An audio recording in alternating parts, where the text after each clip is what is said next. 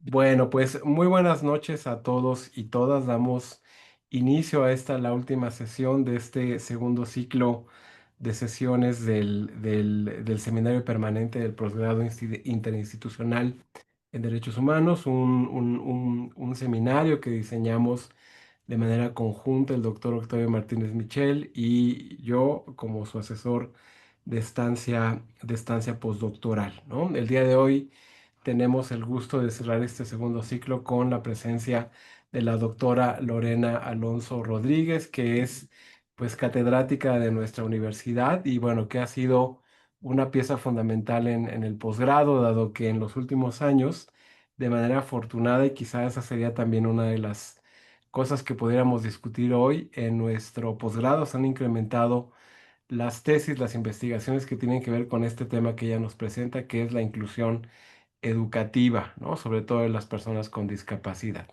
Antes de darle la voz a la doctora Alonso, quiero leer una breve semblanza curricular. Ella pues tiene una presencia muy importante en nuestra universidad desde hace algunos años en distintos proyectos con sociedad civil, pero bueno, pues quiero hacer una síntesis de su perfil, ¿no? Diré que la doctora Alonso es licenciada en Educación Especial por nuestra Universidad Autónoma de Tlaxcala, es maestra en Pedagogía por la Universidad Popular Autónoma del Estado de Puebla y es doctora en Investigación Psicológica por la Universidad Iberoamericana de Puebla, reconocida con mención honorífica por la tesis Autodeterminación en adultas con síndrome de Down. La doctora Alonso inició su actividad laboral en el campo de la educación especial en la Sierra Norte de Puebla. Cuenta con 28 años de experiencia en la intervención psicopedagógica de niños con discapacidad y en los últimos 15 años se ha especializado en el desarrollo de la autodeterminación, los sistemas de apoyos y la mejora de la calidad de vida de jóvenes y adultos con discapacidad intelectual. Por su paso en la Secretaría de Educación Pública, se desempeñó como docente de educación especial en la Unidad de Servicios de Apoyo a la Educación Regular, en los centros de atención múltiple CAM y en centros de recursos e información para la integración educativa. También formó parte del equipo estatal del proyecto de integración educativa en Puebla y asesora en el equipo central del Programa Nacional de Fortalecimiento de la Educación Especial y de la Integración Educativa en la Subsecretaría de Educación Básica y Normal, SEP, como asesora de 9 estados de la República Mexicana. Ha sido invitada a ella para impartir docencia en la Escuela Normal Raúl Isidro Burgos, en la Universidad Pedagógica Nacional, en el Colegio Psicopedagógico de Oaxaca y ha formado parte de los comités tutoriales de posgrado en temas de discapacidad en el Colegio de Tlaxcala, en la maestría en Derechos Humanos de la UATSC y actualmente en el doctorado en Psicología de la Universidad de Salamanca, España. A partir del 2006 se desempeña como docente en la Facultad de Ciencias para el Desarrollo Humano, en donde ha tenido los cargos de la coordinadora de la licenciatura en Educación Especial, directora de la facultad. Participó en las reestructuras curriculares de la licenciatura en Educación Especial, Plan 2012, 2018 y 2003, y es evaluadora nacional de programas educativos en el Comité para la Evaluación de Programas de Pedagogía y Educación AC. Forma parte del registro de pares para la evaluación diagnóstica y formativa dependiente del CAES y actualmente es la coordinadora de la Unidad Institucional de Acreditación de Programas Educativos y bueno, ella ha impartido una gran cantidad de cursos en la materia, también ha participado en eventos nacionales e internacionales presentando sus avances de investigación y lo mismo en investigaciones que se han publicado en revistas, en libros, en capítulos colectivos, tanto a nivel individual como a nivel conjunto. Bueno, pues es apenas una pequeña muestra del trabajo de Lore. Y bueno, te damos la palabra, Lore, pues por 25 o 30 minutos y pues ya después tendremos la oportunidad de discutir. Ya llegó Octavio, ahora le cedo la conducción de la sesión. Muchas gracias. Gracias, Mario.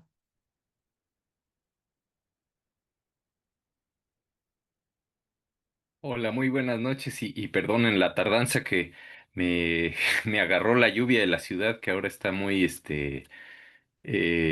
intermitente, no sabes cuándo te va a agarrar, pero qué gusto, Lorena, tenerte aquí en esta sesión del seminario. Te esperábamos hace tiempo, qué bueno que logramos coordinarlo y además te agradezco mucho que sé que modificaste horarios el día de hoy para estar con nosotros, te lo agradezco muchísimo.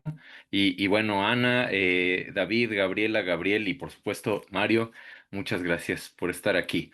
Yo ya no digo más, te cedemos la palabra, Lorena, y ahora en el intermedio pues digo algo más. Ok, muchísimas gracias. Voy a compartirles una pantalla. Yo no puedo negar la cruz de mi parroquia, entonces tengo una presentación. Una presentación como buena pedagoga, ¿no? Y mientras pues les voy platicando un poco en esta parte de qué es lo que preparé para trabajar con ustedes o dialogar con ustedes, pues bueno, tiene que ver con, obviamente, parte de mi formación. Ahí está mi presentación, creo que ya la pueden ver, ¿es verdad? Sí, perfecto. Pero además elegí una lectura con la que puedo tener, no estar totalmente de acuerdo, ¿no? A veces lo más fácil es decir, ah, pues eliges algo con lo que estás totalmente de acuerdo. Y dices, ah, pues sí, porque todo va a correr bien. Y yo creo que no se trata de eso, no se trata de sobarnos la espalda los unos a los otros y decir, ah, pues estamos muy bien y vamos muy bien. Entonces, pues la lectura es como provocadora en ese sentido, ¿no? De decir, de antemano yo les digo y asumo que no estoy, es una lectura con la que no estoy totalmente de acuerdo con su postura, ¿no? Y bueno, y ahora con la presentación, pues bueno, voy a tratar de ir aclarando por qué no estoy totalmente de acuerdo con ello y pues a partir de ahí, pues ya escucharlos también a ustedes, ¿no? Pues bueno. Vamos a iniciar un poco con esta parte, ahí está, ¿no? De qué es la inclusión educativa, ¿no? Sabemos que todos podemos asumir que conocemos, que lo hemos escuchado, ¿no? Pero pues realmente a veces sí se encuentran muchas confusiones respecto al término, ¿no? Al concepto de educación inclusiva.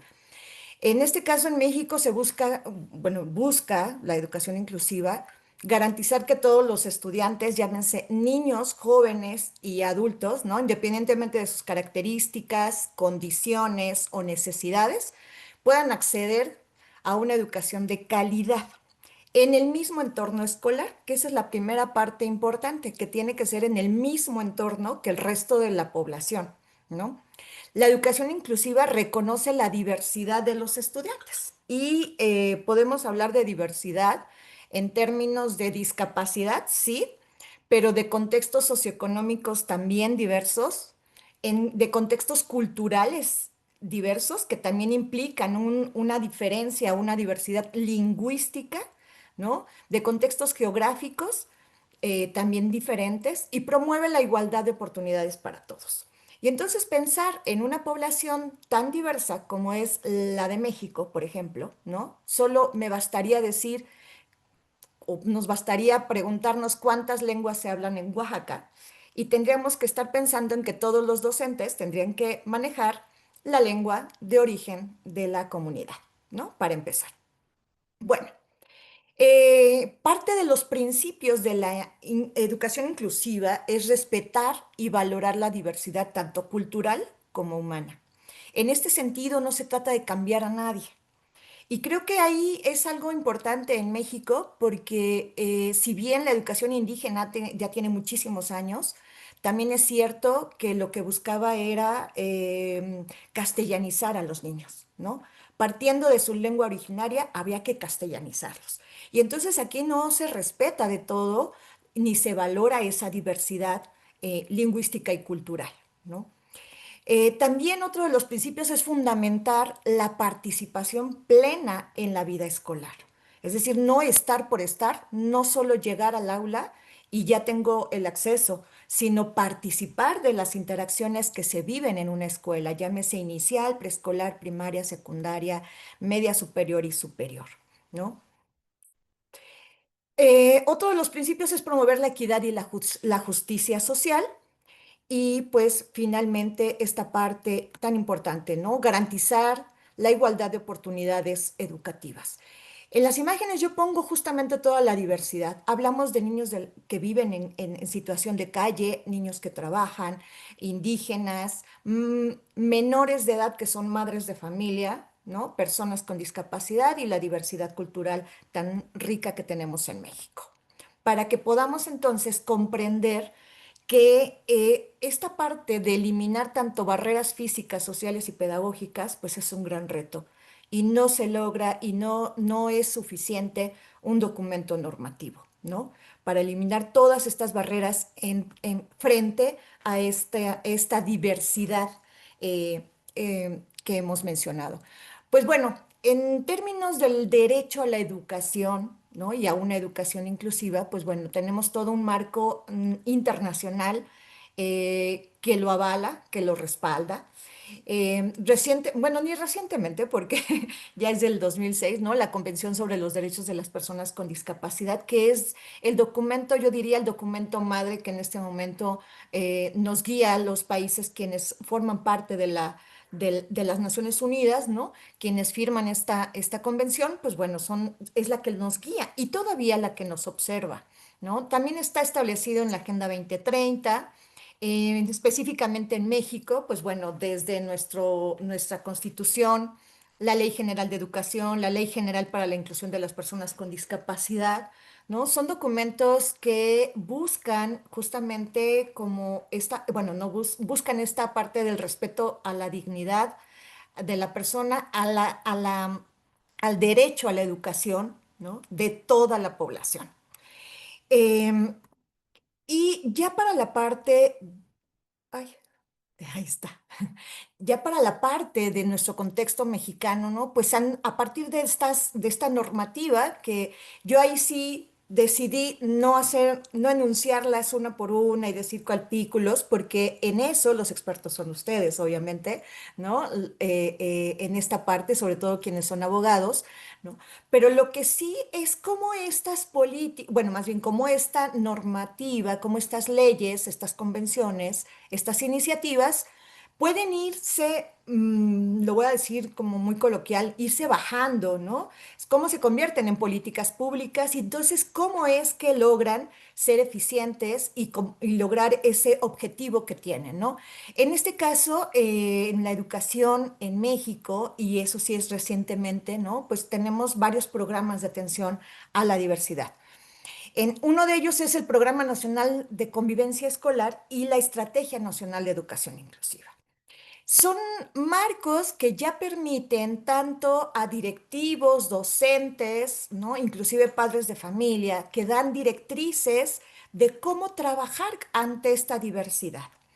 Cómo es la Estrategia Nacional de Educación Inclusiva específicamente, ¿no? Va brindando orientación ya de cómo asegurar el derecho a la educación de esta población. Y en ese sentido, pues bueno, podemos identificar que, espérenme tantito, sí, podemos identificar que tanto estos documentos se deben implementar a nivel nacional, pero también debemos identificar que en los últimos años, sobre todo en las últimas reformas a la ley general, ya no hay una especificidad de la educación especial. Ya todo es a partir de la educación inclusiva. ¿Qué quiere decir? Que en este sentido ya no hay un punto específico que aborde el cómo trabajar, atender, cómo organizar los servicios que atienden a la población con discapacidad, ¿no?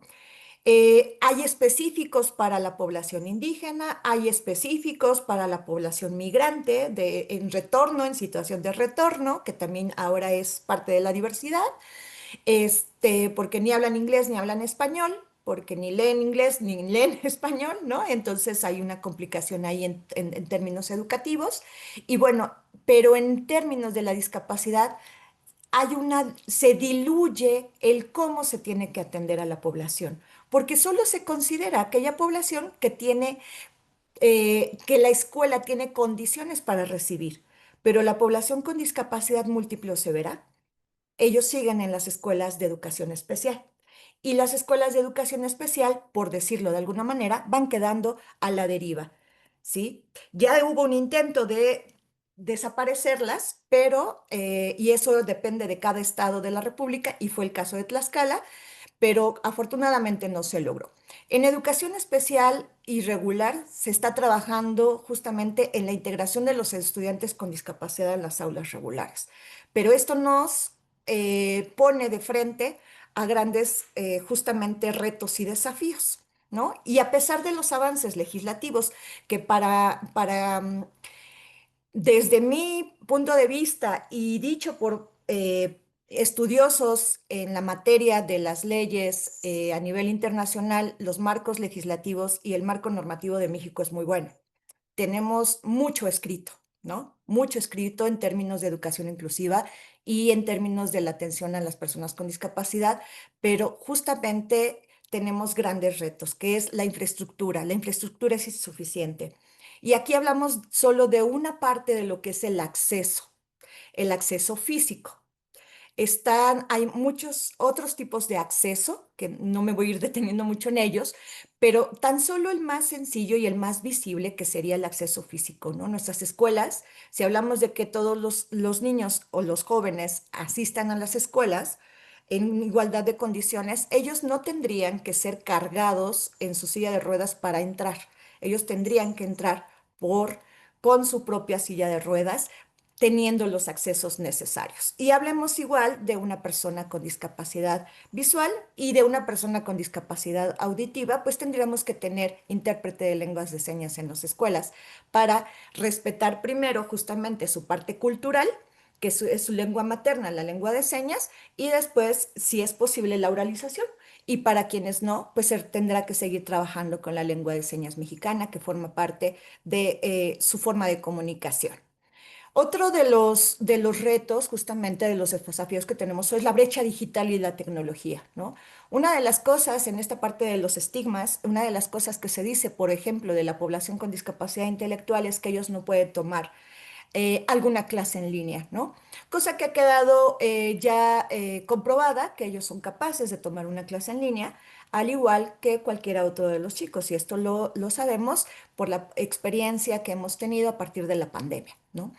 Y algo bien importante, que incluso también lo menciona el artículo, ¿no? La capacitación docente, que es donde todavía nos vamos quedando muy cortos, porque la oferta que según se estipula, que la oferta de cursos, diplomados y actualización docente para nuestros docentes en México y también en el estado, es diversa, no están obligados los maestros de educación regular justamente a tomar los cursos de modificación de metodologías, de materiales para atender a la diversidad, ¿no? Y entonces, justamente algo que se dice, ¿no? Se tiene que estar incluyendo esta formación no como capacitación, sino como parte de la formación. Si a los docentes o a todas las profesiones que tenemos que ver con la docencia o que en algún momento nos incorporamos a la docencia en cualquier nivel educativo, tendríamos por obligación, porque así lo marca la ley, tendríamos que estar trabajando con la diversidad de nuestra población.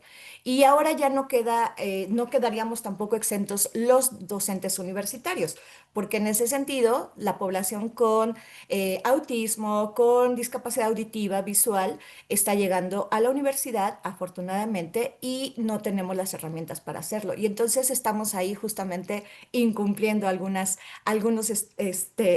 artículos que estipulan que tenemos que tener toda la formación y la actualización para atender a estos estudiantes, ¿no? Ay. Bueno, otro de los retos es la discriminación y la estigmatización. Hablando justamente de la población con discapacidad, existen muchos estigmas, sobre todo en la población con discapacidad intelectual, ¿no? Y pues bueno, persisten estas actitudes negativas hacia ellos, ¿no? No te preocupes, él no va a aprender, no te preocupes, no pasa nada. No dicho porque se me ocurre decirlo, porque está comprobado a través de investigaciones que las actitudes de algunos docentes de escuela regular tienen que ver con eso, ¿no? Y entonces queda de lado justamente lo que nos hablan sobre el respeto a la dignidad y el garantizar el derecho a la educación. Sí están dentro de las escuelas, pero no siendo atendidos de manera adecuada, ¿no?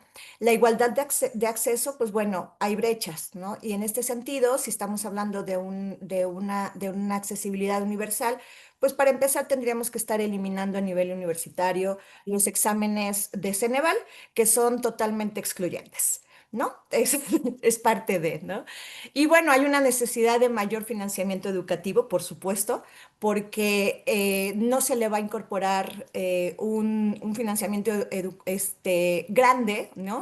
Una gran inversión económica a una minoría de la población, ¿no? Entonces, hay que tener, obviamente, generar mayor concientización y sensibilización social en todos los términos.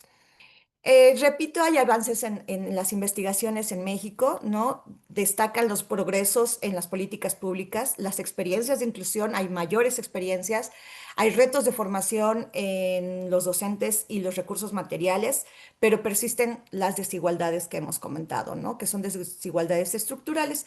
Yo aquí tengo un videíto de 1 minuto, menos de 1 minuto, nada más me dicen que si es que sí se logra escuchar.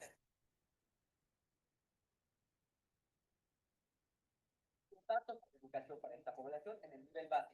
En media superior hay 263 centros de atención para estudiantes con discapacidad.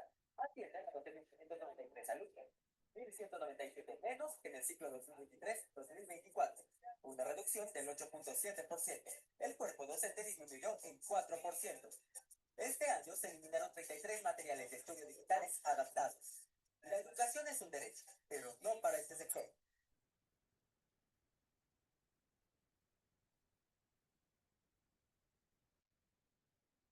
Ay, creo que me equivoqué de pantalla, pero ahorita regreso a la que teníamos. Ay,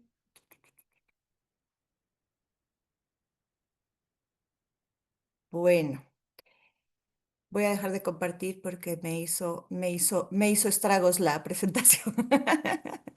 Pero bueno, estos datos son de una asociación civil de personas con discapacidad que precisamente nos muestran que, pues bueno, eh, no tiene que, yo no tengo en ese sentido intención política, pero nos muestran datos importantes en términos de que ha habido menos infraestructura, de que hay, ahora que se están jubilando los maestros, ya no hay la misma contratación y hay menos maestros.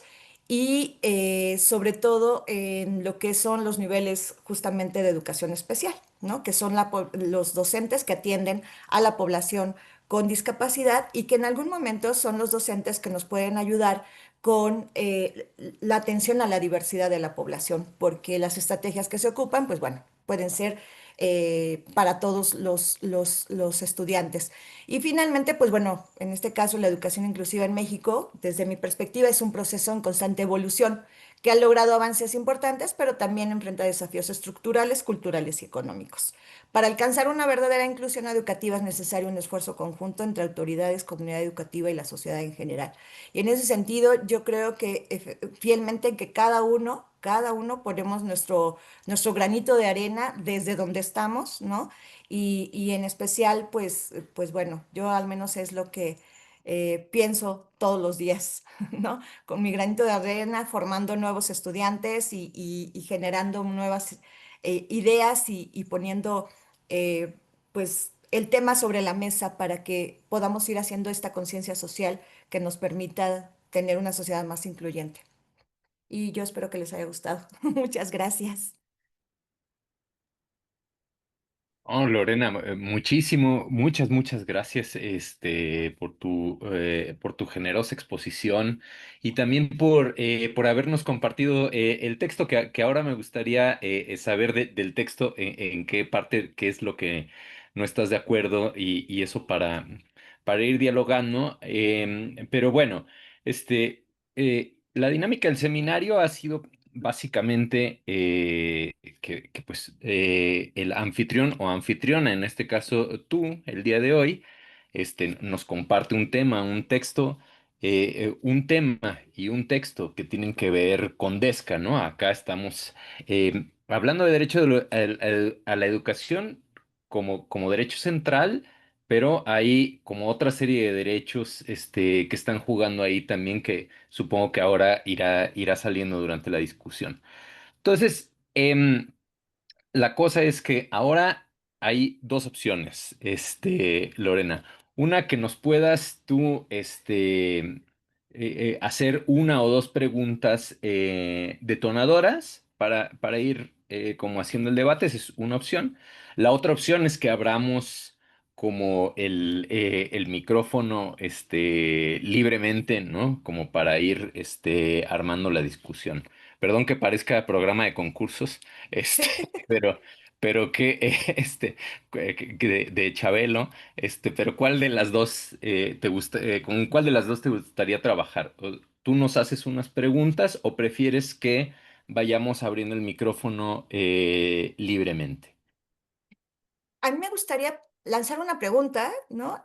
Y te voy a decir, pues, las dos opciones. Ah, ok.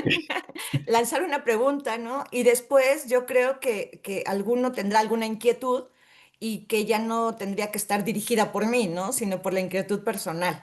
O sea, lo que le haya detonado a cada uno, ¿no? Y la primera, yo creo que en este sentido, lo que a mí siempre me surge como duda, inclusive cuando me llegan tesis o he dirigido las tesis en el posgrado y las tesis de licenciatura, ¿no? Yo les digo, bueno, Eh, qué difícil es hacer esa pregunta. Comenté que tenemos un marco normativo bien criticado, ¿no? Aprobado, que aborda el derecho a la educación inclusiva de calidad, que busca garantizar una vida independiente de los ciudadanos, que eso es algo importante, ¿no? Y entonces ahora como la pregunta y cómo es que en este momento tenemos todavía estudiantes, específicamente con discapacidad, que después de haber cursado 10, 12 años en una escuela regular o en un CAM, no tengan una autonomía personal, ¿no? No sepan bañarse, no sepan lavarse las manos, no sepan decidir qué ponerse en su diario, ¿no? No tomen sus propias decisiones.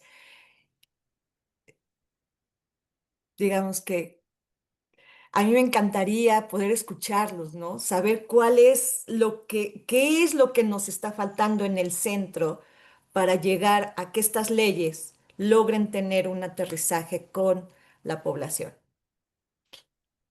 Claro, no, a mí me parece una excelente pregunta. Bueno, no veo menos levantadas todavía en lo que se rompe el hielo. Voy yo como anotando algunas cosas que van en relación a tu pregunta, Lorena, y que tienen que ver, también con cierta experiencia personal, ¿no? En la docencia. Ahora que te escuchaba, pensaba que tú decías esto, que tiene todo el sentido. Los cuerpos docentes tienen la obligación de estar formados, de tener una formación, una capacitación que les permita este, eh,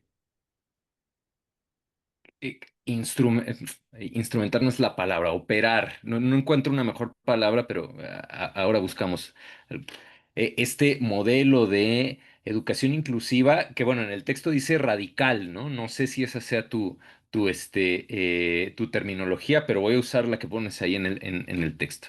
Educación inclusiva radical. Y a mí me parece que por supuesto, pues cuando uno en el aula, en el aula se enfrenta con montones de obstáculos, dificultades, retos, en fin, ¿no? Y uno, por supuesto, es que tú nos pones. ¿Qué hace un docente si no está capacitado y llega a un aula y tiene alumnos que viven con alguna discapacidad? Que además la discapacidad puede estar en registros muy diversos, ¿no? O sea, puede estar en el registro de la discapacidad motriz, o puede estar en el registro de una discapacidad visual, o qué sé yo, ¿no? O sea, hay como muchos registros ahí, y cada uno de esos registros requeriría, este, pues, por supuesto, acciones diferenciadas para poder garantizar el derecho a la educación. Y yo estoy completamente de acuerdo contigo, pero a la vez pensaba que, claro, que una de las cosas que tú preguntas, ¿por qué? O sea, hay como marcos normativos, este, decentes, lo voy a poner así, este, eh, pero esto, o sea, como que no termina como por observarse, ¿no? Y lo vemos desde, pues, rampas que no tienen sentido o espacios que son absolutamente inviables para una persona que vive con discapacidad y a veces hasta para las personas que no viven, en fin, o sea, también los espacios educativos pasan por problemas de arquitectónicos, de estructura que afectan transversalmente. Bueno, vemos esas cosas, ¿no? ¿Qué pasa? Digo, creo que pasan muchísimas cosas. Una que a mí se me ocurre, tiene que ver, por ejemplo, en el tema de la capacitación. Creo que tiene que ver con una condición estructural de precariedad de el profesorado. Lorena tiene toda la razón, creo yo, ahora me dirán ustedes, en decir que por supuesto que un cuerpo docente tiene que estar capacitado y formado para atender estas cosas, no solo para dar su materia, sino para atender el derecho a la educación. Es decir, el docente, la docente es en alguna medida portadora, lo voy a decir así, tampoco es la mejor palabra, pero portadora del derecho a la educación. Tiene en su carne, en su cuerpo, la obligación de garantizar ese derecho. Pero a la vez, esa persona, ustedes lo saben, lo hemos comentado en innumerables seminarios, mis queridas colegas acaban de decir que parezco disco rayado, pero bueno. A veces así rayando el disco se oyen cosas nuevas. Este, Hay una enorme cantidad de cuerpo docente que vive en condiciones de precariedad y, eh, y esas propias condiciones de precariedad pueden someterla a una situación en la que esa capacitación le es imposible. O sea, es imposible realizar esa capacitación porque, por ejemplo, cito el caso de la Ciudad de México. Está dando una clase en la Universidad Iberoamericana en el Poniente y de ahí se tiene que trasladar, qué sé yo, al TEC de Monterrey en Xochimilco y de ahí se tiene que trasladar, qué sé yo, a su casa, ¿no? Y da 2 clases diarias. Pues, ¿en qué momento esa persona va a capacitarse? Es complicado. A veces no puede ni capacitarse para su propia materia, pero por supuesto que ahí hay un problema. O sea, parte de lo que yo quiero decir es, ¿a quién le cargamos el problema? Es un problema del Estado que no genera estructuras eh, de trabajo adecuado para los cuerpos docentes y que le impiden capacitarse en cosas que además son obligatorias, como esta, tú decías, Lorena, hace rato, y muy bien, pues estamos infringiendo la ley, pues, ¿no? O sea, estamos incumpliendo obligaciones legales y más allá de legales, obligaciones ciudadanas. Este, Se la cargamos al Estado o se la cargamos al individuo docente. Tú, docente X, tú, docente Y, tienes la obligación de capacitarte y pues si tú no lo haces, estás como impidiendo que una persona o un grupo de personas accedan a derechos. Ahí hay como un problema, ¿no? O sea, ¿quién es el Estado, los cuerpos docentes, las escuelas? Ambos, todos, todas al mismo tiempo y en todas partes, como la película, no sé, digo, creo que hay muchas otras cosas, ¿no?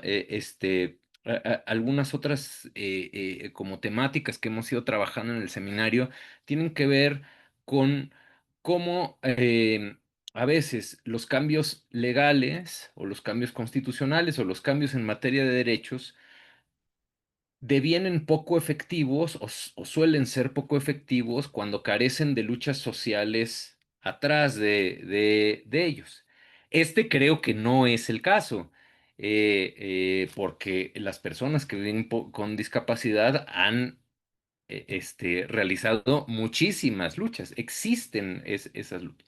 Entonces, a lo mejor otra cosa que creo que está por ahí, ya con esto me callo, que está por ahí en el texto, que tiene que ver con los cambios actitudinales, ¿no? No, no lo dice así tal cual, o sea, no es esa la palabra que usa el texto, pero así la pongo el día de hoy. Cambios actitudinales, que dice el texto que a veces ni es la escuela, ni es la estructura, son los propios padres, ¿no? Tú ahora que decías como el asunto de la autonomía, que me parece que es uno de los asuntos centrales en temas como el que estamos viendo. O sea, ¿de qué nos sirve que un individuo o una persona, hoy ando muy liberal, con el individuo, que una persona,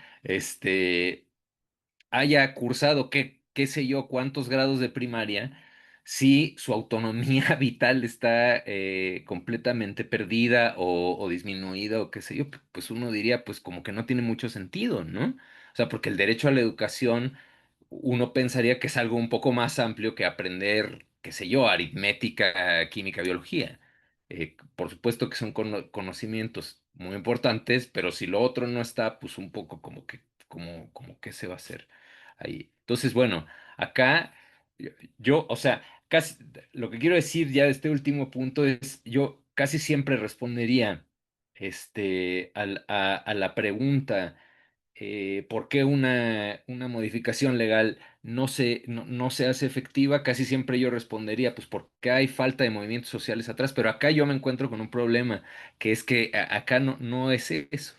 Y parecería que pasa por lo actitudinal, y bueno, ahí es un tareón, ¿no? Porque hay que desmontar una serie de prejuicios que podemos tener hasta los propios padres de familia, con nuestros propios hijos, este, eh, eh, eh, ya sea que vivan con una discapacidad o no vivan con una discapacidad. Hay como una cultura enorme de suponer que el infante no tiene, que las infancias no tienen ninguna posibilidad de, este, de desarrollarse en un entorno donde sus padres no lo controlen y tal. Y por supuesto que muchas veces en el terreno, cuando nos estamos moviendo en el terreno de las discapacidades, pues puede aumentar. Bueno, eso digo yo así como para empezar. Y bueno, cedo la palabra, bueno, abro el micrófono más bien. Quien está Ana, por favor. Hola, ¿cómo están? Muy buenas noches a todos. Me da gusto saludarlos, doctora. Le agradezco mucho lo compartido. Bueno, yo soy Ana y me gustaría responder su pregunta, que la verdad creo que es una pregunta muy crítica y muy, muy profunda. Y la verdad es que pues lo voy a comentar como desde mi experiencia personal y, o sea, como madre de una niña con discapacidad y también como docente, porque también soy maestra en la universidad. Entonces, ahorita me preguntaba yo cuando la escuchaba, bueno, ¿y qué haría yo si a una de mis aulas llega alguien con discapacidad? ¿No? O sea, yo creo que no tengo, o sea, yo ahorita diría, no tengo la formación, siento que no tengo la capacidad de saber gestionar un aula o sea, generar, o sea, decirlo, ¿no? Como un aula inclusiva, porque yo no he tenido esa capacitación.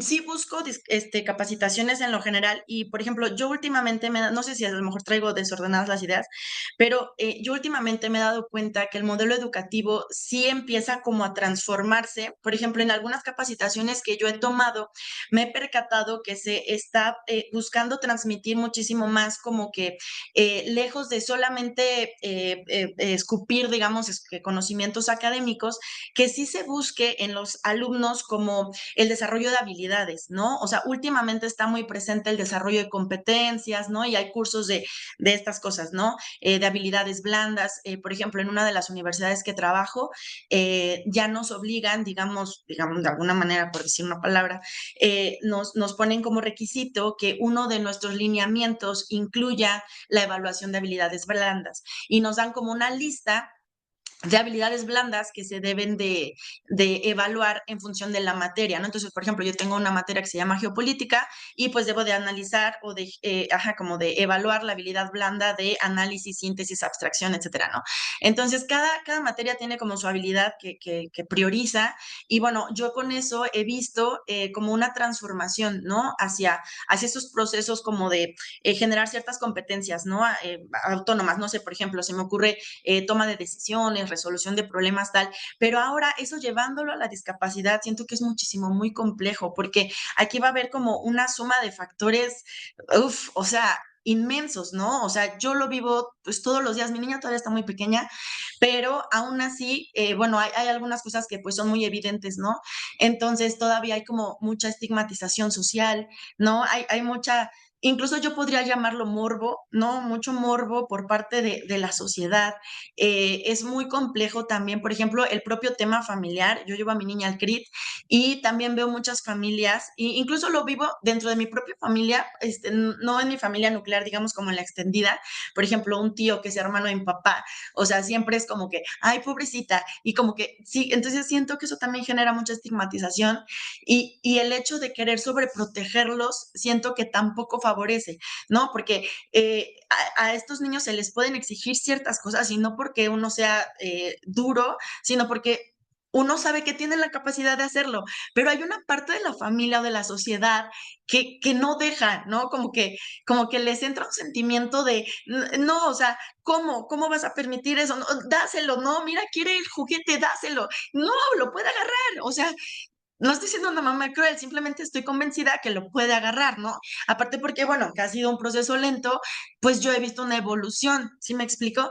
Entonces, creo que es la suma de todos esos factores. El modelo educativo está muy limitado, insisto, yo no tendría la capacidad de recibir a niños con discapacidad o alumnos, a jóvenes con discapacidad en mis aulas. Siento que sí falta como mucho esa capacitación, que estoy muy de acuerdo con lo que dijo el doctor Octavio, no nos da la vida, o sea, nos llenan de materias, por ejemplo, trabajo en una universidad también pública, nos llenan de materias y a qué hora, o sea, entre preparar clases, además tengo alumnos, o bueno, grupos con 50 alumnos, o sea, es que no nos da la vida, entonces todo el sistema siento que complejiza mucho pues esta situación, ¿no? Aparte también creo que pues bueno, las propias barreras estructurales, ¿no? Como usted ya lo mencionaba, porque creo que usted fue dando la respuesta en todo lo que nos dijo. Estas escuelas, ¿no? Pues no tienen adaptaciones pues tanto físicas como tecnológicas, materiales, nada de eso, y entonces pues evidentemente eso también pues va a impedir un aprendizaje, ¿no? O como una verdadera inclusión de estos alumnos hacia las escuelas. Y hablando de la escuela, también es muy difícil. Yo intenté meter a mi niña a una guardería regular y la verdad es que es, muy complejo encontrar una o sea, es como de, bueno, pero hay guarderías especiales, ¿no? O sea, como de, ¿por qué la quieres meter acá? Y yo, bueno, es que a mí me recomendó el genetista que la metiéramos en la escuela regular porque evidentemente ellos aprenden también por imitación. Entonces, si ellos están en un ambiente regular, pues evidentemente aprenderán actitudes regulares. Y si ellos están en un ambiente netamente especial, como le llaman, pues evidentemente van a replicar ciertas actitudes, ¿no? Entonces, como que también esa transformación de mentalidad, pues es muy compleja, ¿no? Sumada, como le digo, a esta falta. Incluso también añadiría lo que ya mencioné de pues factores familiares, factores sociales, y creo que también las políticas públicas o digamos como estas cuestiones que usted también mencionaba, pues están muy limitadas a como un cuidar o acompañar, pero no como un fomentar una real vinculación hacia, por ejemplo, no sé, a lo mejor si se vincularan con programas de empleo o de capacitación laboral o de vida independiente, pues eso podría ser mejor, ¿no? Que solamente quedarse como en el nivel básico y no garantizar también pues como apoyos suficientes en otros niveles, ¿no? Por ejemplo, medio superior o superior, etcétera.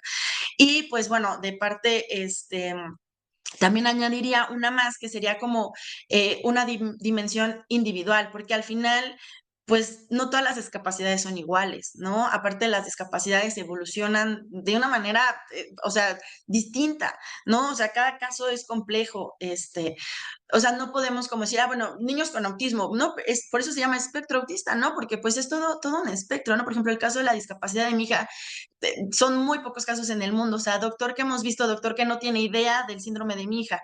Entonces, pues eso complejiza mucho también la situación, ¿no? Porque si a lo mejor uno se acostumbra mucho como a visualizar personas con síndrome de Down, es el síndrome más común, pero pues hay un gran abanico de síndromes que pues evidentemente pues esto también, ¿no?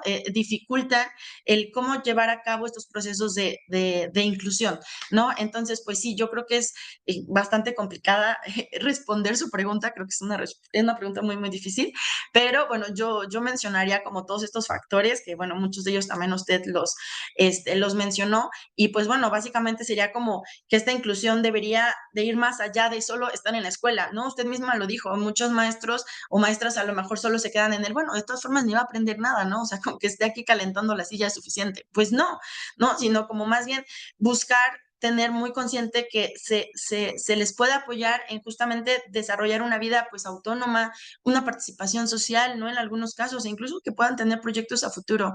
Entonces, bueno, pues esa sería mi aportación. De verdad, muchas gracias y saludos a todos. Muchas gracias, Ana. Mario, antes de darte la palabra, me gustaría comentar algo, porque creo que justamente algo que me decía Octavio, que nos decía Octavio, ¿no? En términos de la inclusión radical, ¿no? Y creo que en ese sentido Ana nos ha dado un ejemplo muy claro. Eh, con lo que yo no estoy de acuerdo con la lectura tiene que ver con eso. Yo realmente no creo que podamos estar apostando por una inclusión radical, porque los niños con discapacidad, de cualquier ámbito de discapacidad, si es física, aparte de estar en la escuela, necesita una rehabilitación, necesita otro servicio que acompañe ese proceso. Si es visual, también necesita ir al CAM o alguna otra institución, alguna ONG que le enseñen orientación, movilidad, braille y el manejo del ábaco, que complementa la parte justamente educativa, que es la parte de la inclusión. Si es auditiva, ni se diga. Necesita una atención especializada que acompañe este proceso de inclusión. De lo contrario, solo estará ahí y no va a aprender nada, pero no porque no tenga la capacidad de hacerlo, sino porque no hay los medios y en este caso el lenguaje, la comunicación. Si es intelectual, y dentro de las intelectuales voy a meter todas las del desarrollo, incluido autismo, pues tiene que ver con que necesitan un proceso de atención, ¿no? Y muchos de estos síndromes no solo es que necesiten al educador especial que le enseñe con materiales distintos y metodologías distintas, no, necesitan rehabilitación física, porque precisamente del que más se conoce, un síndrome de Down, tiene problemas físicos, ¿no? Nace con un bajo tono muscular, problemas en la piel, problemas cardíacos, problemas en la vista, etcétera. Es así, es un síndrome. Tiene muchas características. Y entonces, por eso yo creo que esta lectura y quienes manejan esta parte de la posibilidad de una inclusión radical, o sea, en realidad yo no creo realmente, ¿no? Es como creer en el diseño universal. ¿No? Tampoco creo en el diseño universal, porque entonces yo digo, pues que se atrevan entonces a hacer accesibles la pirámide del Sol y la pirámide de la Luna para que las personas con discapacidad accedan ahí. Pues no, no puede haber en la radicalidad, no puede haber una accesibilidad, porque no tenemos ni las condiciones, ni la cuestión cultural, y lo más importante, creo que lo nos ha dicho Ana, ¿no? Que también lo manejaba, esta parte de los estigmas. En efecto, los estigmas son bien importantes, que también lo decías, Octavio, o sea, y a veces inclusive los propios papás. Tenemos y yo no creo en ningún momento, ni es una crítica, sino el reconocer que como padre quieres lo mejor para tu hijo, pero que en efecto, tanto tu carga cultural, tu educación, te va guiando hacia querer lo mejor para tu hijo, pero lo mejor desde lo que tú crees que es lo mejor. Y a veces no es lo que él necesita, ¿sí? Y creo que ahí es donde entra el término de los apoyos, ¿no? A veces los apoyos, justamente en el ejemplo que nos decían, es que yo sé que lo puede tomar y lo único que necesita es que le diga, párate de puntitas y tómalo. Y es un apoyo verbal diferente, en menor, digamos, intensidad, que si yo le doy el apoyo físico total, que sería tomar el objeto y dárselo, porque entonces estoy limitando su capacidad y no estoy permitiendo que ella vaya desarrollando, ¿no? Entonces creo que ahí es justamente en donde no estaba de acuerdo con la lectura, Octavio, ¿no? En esa postura como de, ay, vamos muy bien, sí, estamos perfectos, o sea, y ahí, y por eso elegí esa lectura, porque nos da como que, ah, qué padre, pues tenemos todo en México para hacer efectiva la educación inclusiva, ¿no? Yo lo dudo, ¿no? Perdón, Mario, y yo sé que tú tienes mucho que decirnos y a lo mejor puedes no estar de acuerdo conmigo. Adelante, por favor, Mario. No, por supuesto que yo estoy de acuerdo contigo y fíjate que también pensaba eso, que cuando se tratan de imponer estándares universales, estándares generales, pues a veces eso se traduce como presión, como violencia, porque efectivamente, y un poco lo que decía Ana, y muchas gracias por compartir tu experiencia de los dos lados, ¿no? Porque creo que es muy valioso, tanto de quien usa los servicios educativos como quien los imparte.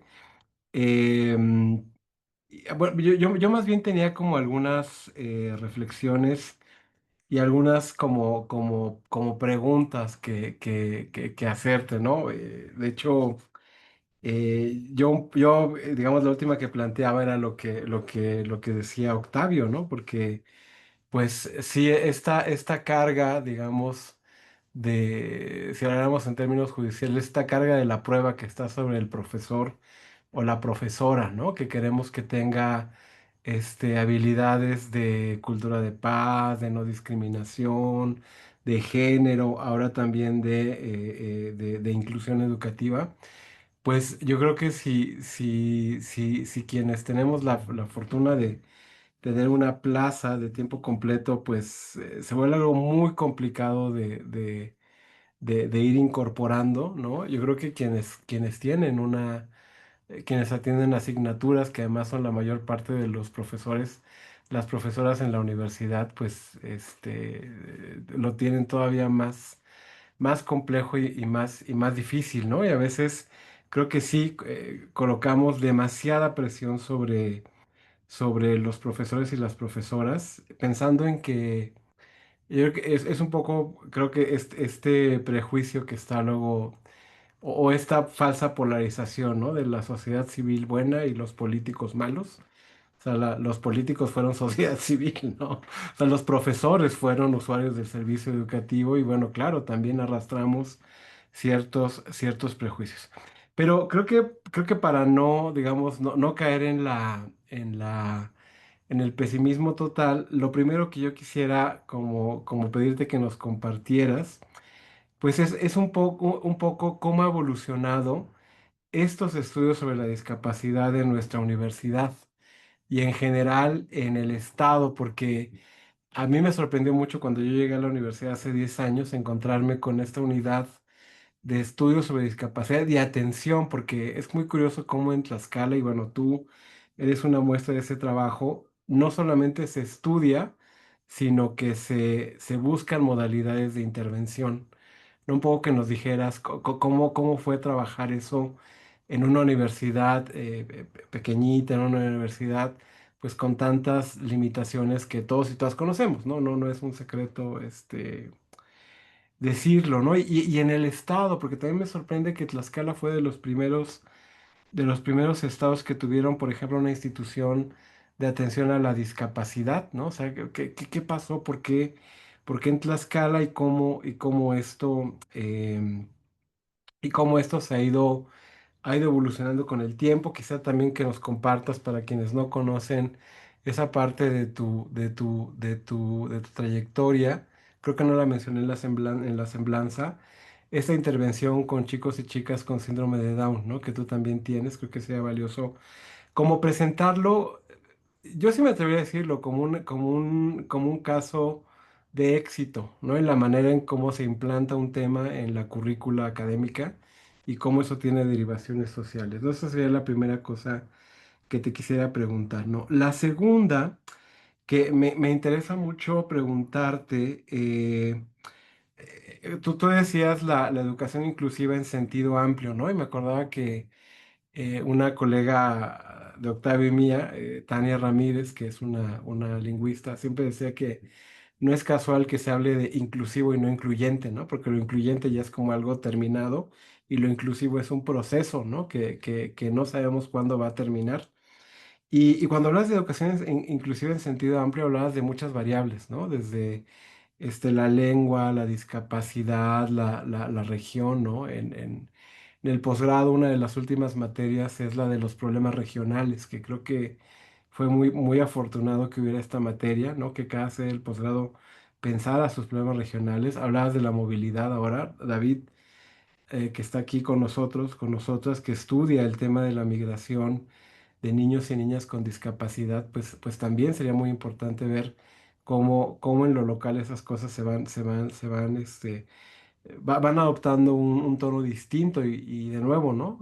Digamos, pensamos como problemático esta idea de estandarizar. Pero bueno, en este contexto de la educación, inclusive en sentido amplio, ¿cómo planteamos desde tu experiencia el tema de las estrategias de diálogo? ¿Cómo dialogamos, ¿no? Te cuento una cosa muy rápida que me pasó a mí el trimestre pasado, ¿no?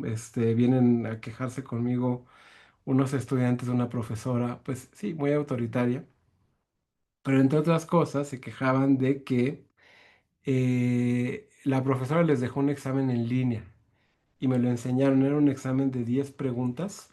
Cada pregunta tenía cinco subtemas, o sea, era una locura. Y les había dado 2 horas para hacerlo en línea, ¿no?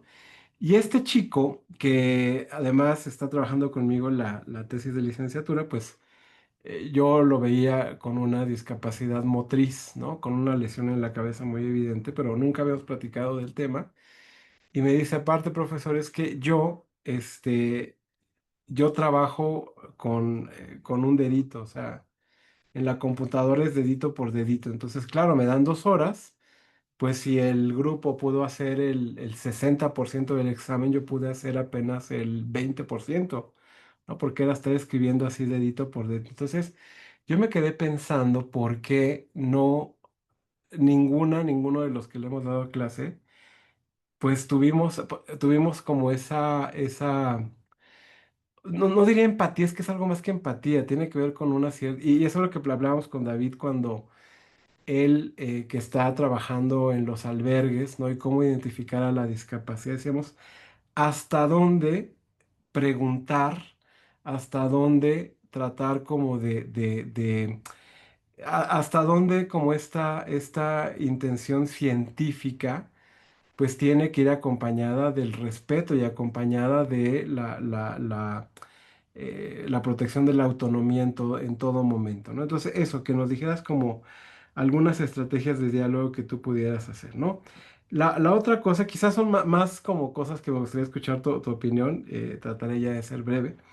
El tema de las neurodiversidades, ¿no? Que es un tema que ahora está muy plantado, ¿no? En los debates sobre discapacidad. Además, como dice Octavio, pues hay todo un movimiento social, sobre todo de gente joven, que está como muy opuesta a este hecho de subsumir una diversidad de cosas bajo el término de discapacidad, ¿no?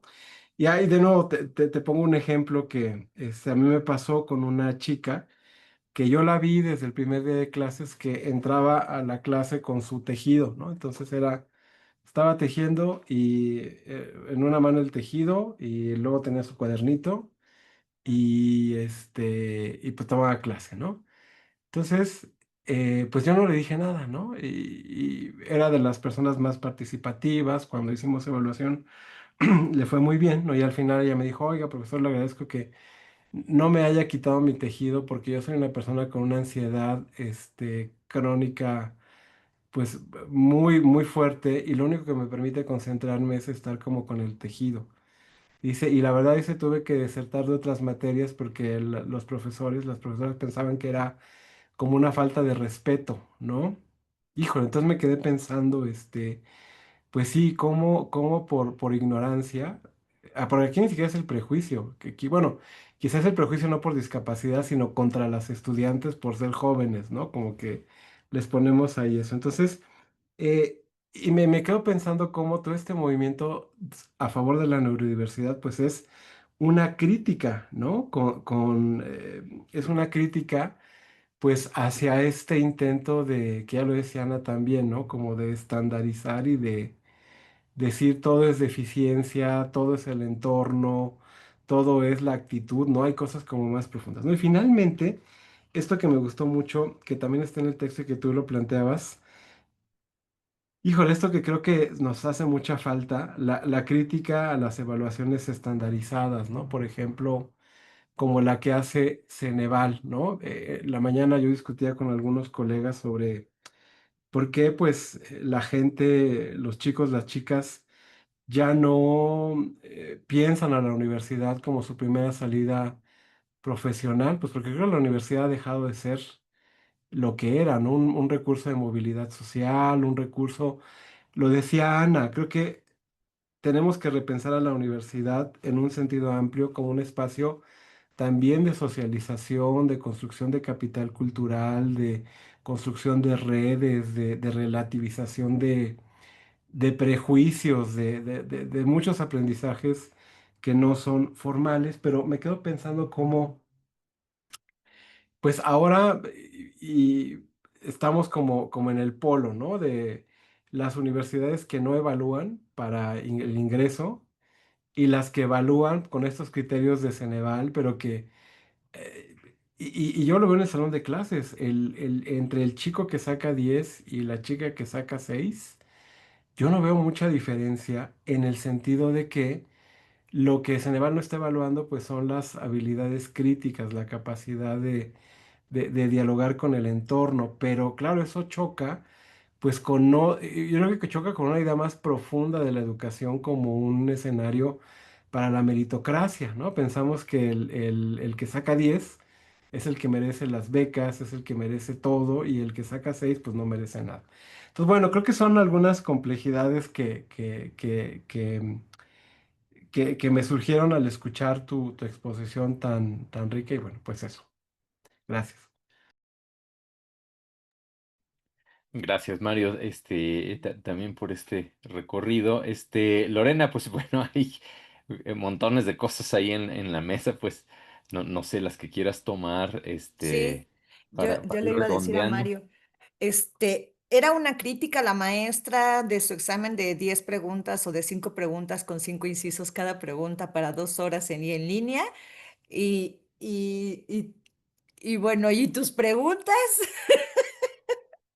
No, Ujú. porque tienen una amplitud importante, pero voy a tratar Sí. de responder. Tengo todo anotado. Entonces, yo agradezco muchísimo, Mario, porque además siempre desde que nos conocimos tuvimos como un punto en común justamente y fue el tema de la discapacidad y el tema de los derechos humanos en común y a partir de ello, pues bueno, nos conocimos, trabajamos juntos y pues bueno, tengo la fortuna de tenerte también cerca, ¿no? En este primer planteamiento que haces sobre la universidad, ¿no? Se llamaba la UNADIS, que era la unidad de asesoramiento hacia la discapacidad, ¿no? Y era una unidad dentro de la universidad. ¿Cómo surgió y cómo es que se logró y cómo es que se impulsó en la Universidad Autónoma de Tlaxcala? Pues bueno, consideremos que primero la Autónoma de Tlaxcala con la licenciatura en Educación Especial tiene, o sea, la licenciatura tiene 46 años. O sea, fue 3 años después, casi 3 años después de la creación de la universidad. Y es de la segunda institución que crea la licenciatura, ¿no? Primero la normal de especialización en la Ciudad de México, que es ahí le hago reverencia a la normal, ¿no? Y después nosotros, Chihuahua y demás, ¿no? Ya después Puebla y demás. Entonces yo creo que esto tiene que ver con una trayectoria desde el origen de la facultad y sobre todo de la licenciatura. Y en ese sentido, buscando alternativas, porque efectivamente en una universidad pequeña, ustedes lo saben, no hay dinero para la investigación, para proyectos, y entonces lo que se hizo fue buscar un vínculo con una universidad de España, que en este caso fue la Universidad de Almería, ¿no? Hacia el sur de España, y buscar un fondo que yo no sé si todavía siga funcionando, pero en ese momento era un fondo de España que apoyaba proyectos de investigación con países de Centroamérica, ¿no? Y entonces fue un proyecto financiado. Por eso se pudo hacer, porque no es algo que le haya costado dinero a nuestra universidad. Es algo que es un presupuesto que se obtuvo a partir del trabajo colaborativo y con el Fondo de España, ¿no? Entonces, esa unidad justamente tuvimos en su momento, desafortunadamente los cambios de gestión pues no han permitido, como no le fueron dando el mismo impulso, ¿no? Entonces tiene ya dos rectorados que no está funcionando la UNADIS. Entonces, dos gestiones de director que no está funcionando la UNADIS, ¿no? Entonces, ahí la intención era darle la orientación a los maestros y efectivamente esto que tú me dices, oye, yo estoy observando que tengo un alumno con estas características, la función de la UNADIS era decirte, a ver, te acompaño o viene el alumno, lo observamos, lo evaluamos y te doy a ti estrategias que puedes llevar a cabo para poder trabajar con él, ¿no? Y lo primero que te diría, ¿no? En términos de que si tiene alguna limitación motriz fina, ¿no? Pues obviamente no le vas a poner un examen en 2 horas en una computadora, ¿no? Teníamos también material, ¿no? Lectores ópticos, ¿no? En este caso que pasas las copias del libro, ¿no? Las copias, las pasas por ahí para una persona con baja visión, ¿no? También lo teníamos ahí. Y pues otro tipo de materiales que se obtuvieron a partir de ello. Pero ese era el principal objetivo de la UNADIS, y te estoy hablando de hace más de 10 años, que lo que observamos es que ya había una gran cantidad de población o había una cantidad de población con discapacidad en nuestra universidad. Y no solo en nuestra universidad, sino también en otras universidades del estado. Y la intención no era solo atender a nuestra población o nuestra comunidad universitaria, sino a todos los universitarios del estado de Tlaxcala. Y pues bueno, la otra parte de esta misma pregunta, ¿no? Que por eso decía, está como así, sobre el Club 21, efectivamente, el Club 21 surge a partir de mi tesis doctoral, donde yo trabajo la autodeterminación en adultos con síndrome de Down específicamente. Por la pandemia me quedo con población femenina, pero la intención era hacerlo indistintamente, ¿no? Con hombres y mujeres. Y identifico que uno de los grandes problemas que hay en esta población adulta es que su trayectoria durante su escolaridad, algunos desde educación inicial, ¿no? Por ejemplo, para algunos no fue nada, digamos que significativa en términos de una vida plena, ¿no? En lo que pudiéramos llamar una educación de calidad que haya desarrollado sus propias habilidades, ¿no? Entonces, y en este sentido, vemos, o yo pude identificar que ante más apoyos, ante más instituciones, fuera del contexto regular, hubo más desarrollo, por ejemplo, en una de las participantes, ¿no? Que es uno de los casos que incluso llega a vivir sola, ¿no? Obviamente el apoyo económico siempre lo de parte de sus papás, porque con su salario no iba a poder, ¿verdad? Pero logra tener un trabajo, logra tener una pareja, se hacen una ceremonia, porque en ese momento, les estoy hablando de hace más de 20 años, casi 30 años, pues ella no podía casarse ni ante la iglesia ni ante la ley, ¿no? Entonces, pues se hace una ceremonia para que vivan juntos y demás.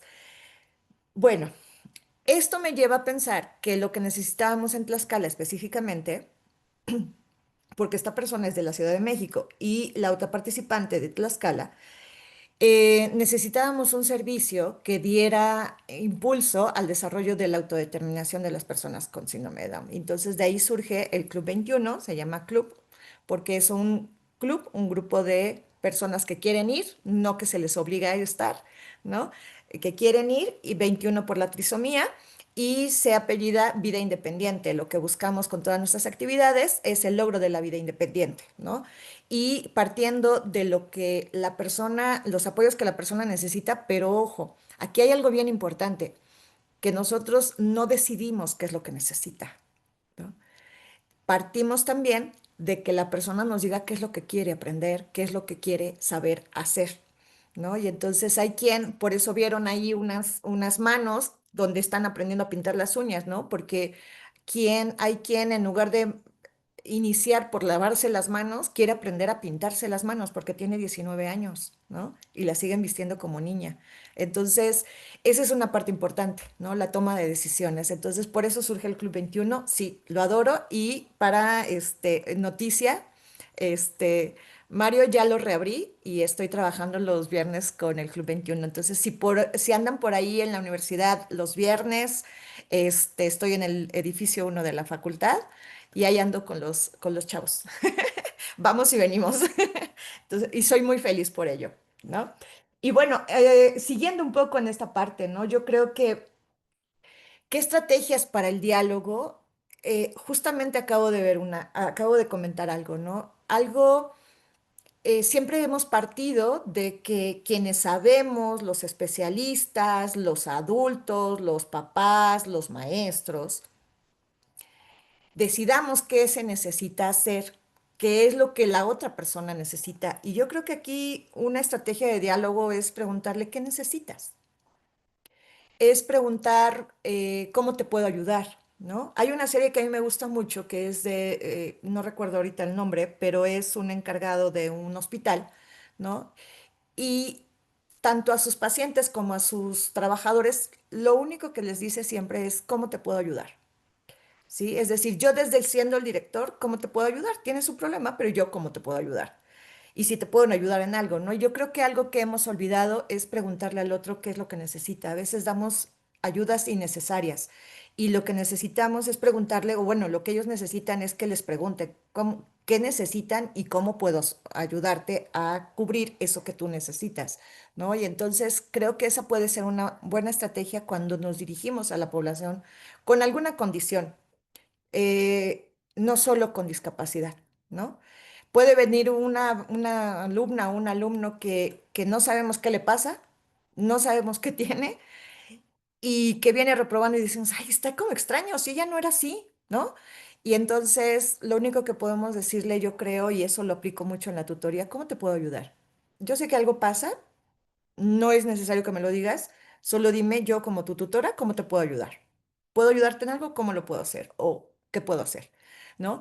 Porque eso les permite, primero, les regresa a la persona esa parte de la dignidad. Ya no van a decidir por mí, no van a decidir. Y también esa parte de decir es que sí necesito algo, pero no es necesariamente lo que ustedes están pensando, ¿no? Y puede ser que el novio la dejó, que tienen broncas familiares, que la corrieron porque está embarazada, la corrieron sus papás y no sabe ni qué hacer con su vida, ¿no? Pueden ser muchísimas cosas, no necesariamente una cuestión de discapacidad. Entonces, yo diría que una estrategia es esa, pero no hay que olvidar algo y con eso voy a englobar a otra parte de lo que me preguntas. Yo creo que algo importante que yo no sé, no me atrevería a decir que si se está perdiendo o que si no lo hemos logrado, pero el respeto al otro, ¿no? Yo creo que la parte de la otredad es bien importante en este momento, porque, y eso me lleva a esta parte de de la neurodiversidad o la neurodivergencia. No es un término con el que yo esté de acuerdo, Mario, porque sucede lo mismo cuando hasta en la propia ley se cambió un concepto porque alguien tenía un buen corazón, ¿no? Háblese de una primera dama de México que tenía un buen corazón y se cambió un concepto bien importante en la ley y en lugar de decir discapacidad dijeron capacidades diferentes. Y yo te puedo decir que los que estamos en esta pantalla o frente a esta pantalla, todos tenemos capacidades diferentes. Neptuno, bájate. Ay, perdón, ya está haciendo de las suyas mi gato. Todos tenemos capacidades diferentes y eso lo que logra hacer es diluir el verdadero objeto de nuestra atención. Y entonces, como todos tenemos capacidades diferentes, pues entonces, ¿cómo atiendes a los que necesitan más? Y yo creo que el decirles persona con discapacidad es la mejor forma de señalar que primero son personas y que en segundo término tienen una condición que no la hace igual a mí, pero sí igual a mí en el sentido de necesidades, pero sí en el sentido humano. Somos iguales en ello, porque somos personas y tenemos los mismos derechos. Pero de que no vamos a acceder de la misma manera, claro que no. Yo de verdad, ahorita estoy aquí con la pantalla con normal, pero si yo ya quiero ver si ya mi marido llegó a tocar la puerta, tengo que ponerme los lentes y eso me hace distinto a algunos de ustedes, porque aunque tres de aquí podamos tener lentes, los tres lo ocupamos en graduaciones distintas y para cosas distintas, ¿sí? Entonces, yo creo que en esto de la neurodiversidad corre el riesgo de diluir y de desenfocar la atención a quienes de verdad lo necesitan, ¿no? En ese sentido, ¿no? Y pues, además yo te diría, pues no, como el de capacidades diferentes, a lo mismo, todos somos neurodivergentes, o sea, todos somos diferentes neuronalmente, ¿no? O sea, yo con la presión, lo que te decía hace rato, bueno, al inicio, ¿no? Llegué al hospital con una presión de 60/30, con una saturación de 70. ¿Tú crees que no se me han de haber muerto algunas neuronas? Perdí el sentido. ¿No? Claro que se me dan de haber muerto algunas neuronas y eso ya me hace distinta a mí misma incluso, ya no a los demás, a mí misma, a cómo era antes de que me diera esa crisis, a después de esa crisis. Y creo que ahí es donde corremos ese riesgo de poner a todos iguales, ¿no? Yo creo que por eso algunos estamos en contra y criticamos esa parte, porque sí necesitamos marcar la diferencia, porque si no, entonces ponemos una tasa rasa, que es lo que sucede con la inclusión educativa, ¿no? Ponemos una taza rosa y a todos les vamos a enseñar lo mismo. No, espérate. O sea, él va a aprender a leer y escribir, sí, o sea, tú le puedes enseñar a leer y escribir, que es lo que dice el plan de estudios, pero la otra persona, y a descifrar las grafías y lo que quieras, pero la otra persona no necesita leer y escribir como lo hacen el resto, necesita aprender a descifrar, si lo quieres decir de esa manera, a descifrar dónde dice farmacia, pero para qué sirve la farmacia, qué puede comprar en la farmacia, saber su medicamento, sus dosis, y eso lo va a hacer independiente, y tiene el mismo valor que saber leer y escribir, pero es una lectura de seguridad lo que él requiere. Entonces, creo que en ese sentido, el gran riesgo de la inclusión y por eh, mm, yo ahí sí creo que cuando se han escrito las leyes, no se hacen asesorar por personas, aunque estén en nuestro país, efectivamente, como dice Octavio, la asociación civil esté muy metida, de repente se cometen muchos errores, muchos errores. Y entonces se trata inclusive con el propio programa del plan de estudios, aunque ahora es más, la nueva escuela mexicana te permite hacer algunas adaptaciones, eh, se va también al extremo, ¿no? Es decir, todo, como uno de los principios es la inclusión, pues todos tienen que estar dentro de la escuela, no espérate, no pueden estar todos dentro de la escuela. Y no porque no puedan, porque las condiciones de la escuela no son las adecuadas para ellos. Y ahí sí coincido contigo, Mario. Caemos entonces en la exclusión, porque estamos violando un derecho, ¿no? O sea, está dentro de la escuela, pero no le estamos dando nada que realmente sea de utilidad para él, que es el derecho que él tiene, ¿no? A una educación de calidad. Entonces, en ese sentido, pues bueno, tampoco estoy de acuerdo con la neurodivergencia. Y resalto nada más, yo creo que algo que sí necesitamos como sociedad, y hablamos solamente, no solamente de los docentes, hablamos de como sociedad, yo creo fielmente en que necesitamos este respeto al ser humano por ser humano únicamente, porque, y eso no tiene que ver con el tema de discapacidad, no tiene que ver con el tema de los derechos. Creo que en efecto, regreso a esta parte de Octavio del inicio. Creo que tiene que ver con lo que estamos viviendo como país, como sociedad, que estamos perdiendo ese valor al ser humano, ¿no? Ese respeto y ese valor al ser humano. Y para eso, pues tenemos muchos ejemplos de violencia y de lo que vivimos diariamente, ¿no? Entonces, pues bueno, nada más. Y Y muy rápido, una cosa muy rápida. Sí, yo estoy totalmente de acuerdo contigo en estos riesgos del lenguaje de la neurodivergencia, porque también creo que una parte de la respuesta a tu pregunta tiene que ver, bueno, si lo vemos desde la perspectiva de no discriminación, pues ¿por qué no se han materializado estas leyes en los espacios educativos? Pues porque hay una serie de prejuicios ahí localizados. Y el propio marco de no discriminación como que va distinguiendo entre las tareas que pueden hacerse para combatir estos niveles de la discriminación. El problema creo que cuando reducimos este tema a una cuestión de diversidad es que pues la diversidad se expresa, se visibiliza, pero no hay herramientas más profundas, por ejemplo, para compensar por los daños. O sea, creo que se acaba, y no sé si ustedes tengan la misma preocupación, pero a mí también me preocupa mucho cómo ahora hay una luego lo voy a decir así, no encuentro otra palabra, como una banalización de la experiencia de la discapacidad, ¿no? Ahora todo el mundo se autodiagnostica con una neurodivergencia y eso creo que es muy, muy riesgoso para las responsabilidades del Estado, pero también pues para la propia experiencia de las personas con discapacidad, ¿no? Es complejo eso. Sí, fíjate que eso es bien delicado. Y por eso tomé este video, porque, por ejemplo, ¿no? Se puede decir que hay, no sé, X número de becas para personas con discapacidad y yo te puedo decir de los niños que están en la escuela que la mitad no tiene becas y tienen discapacidad, ¿no?